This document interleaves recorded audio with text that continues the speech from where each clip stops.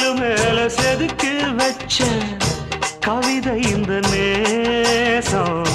இப்பிறப்பும் எப்பிறப்பும் தொடரும் இந்த பாசம்.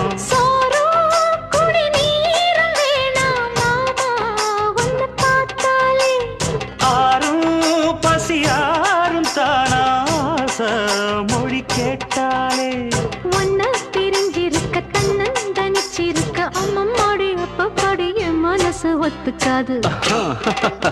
செந்தூர பாண்டிக்கு ஒரு சோடி கிளி கூட